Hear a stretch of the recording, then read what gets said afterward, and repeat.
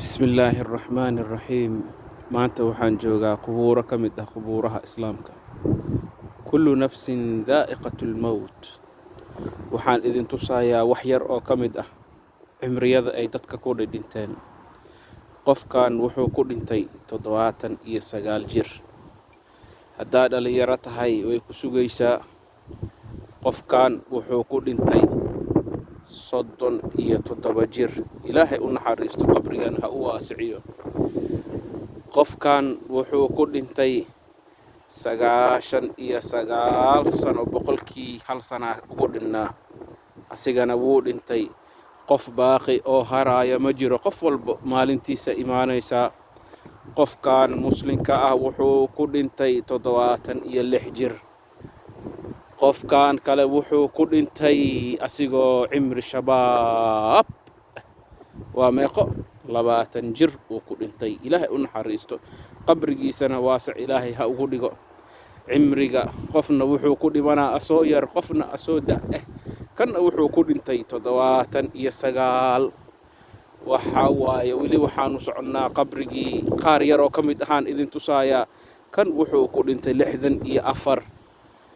qofkan wuxuu ku dhintay 50 sano boqolkii haaf gaarsiiyay kabacdi ajashiisa imaatay ilaahay qabriga kulligood ha u waasiciyo ilaahay ha u dambi dhaafo kulligood qofkan wuxuu ku dhintay 69 qofkan wuxuu ku dhintay asigoo 16 asigoo teen age asigoo yar ilaahay qabriga ha u waasiciyo ahlu jannana ilaahay ha ka dhigo kulligood inta muslimiinta oo dhan qofkaana wuxuu ku dhintay 27 jir qofkan kalena wuxuu ku dhintay asigoo weli dhalinyar ah cabdiraxmaan nuuraal dhaha ilaahay ha ku naxariisto ahlu jannana ha ka dhigo ilaahay jannada ha ku waasiciyo 16 jir uu ku dhintay qofkaana wuxuu ku dhintay 64 jir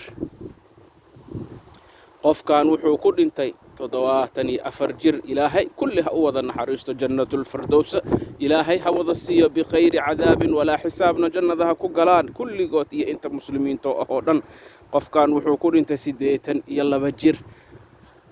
qofkaana 75 jir uu ku dhintay ilaahay ha u naxariisto ahlu jannana ha ka dhigo qofkan wuxuu ku dhintay 85 jir ilaahay ha u naxariisto kulligood inta muslimiinta ah inta u socotana oo annagu aanu ku jirno ilaahay ha noo naxariisto jannadan hana geliyo qofkaana 51 jir uu ku dhintay ilaahay ha u naxariisto qofkan wuxuu ku dhintay 78 jir ilaahay ha u naxariisto kulli muslimiinta ilaahay wada naxariisto qofkan 85 jir uu ku dhintay ilaahay ha u naxariisto annakana haddaa sidaasoo kala noqono ilaahay ha noo naxariisto qabrigeenna ha noo waasiciyo qofkan 68 jir uu ku dhintay ilaahay ha u naxariisto qofkaana wuxuu ku dhintay 24 markuu xooga yeeshay waa gabar ilaahay ha u naxariisto ahlu jannana ha ka dhigo ilaahay qabrigeeda ha u waasiciyo annakana ilaahay qabriga ha noo waasiciyo ilaahan ka baryeena qofkaana 79 jir buu ku dhintay ilaahay ha u naxariisto qofkii ugu dambeeyana 63 buu ku jirtay oo leenkan waa nabiga da'diisa calayhi salaatu wassalaam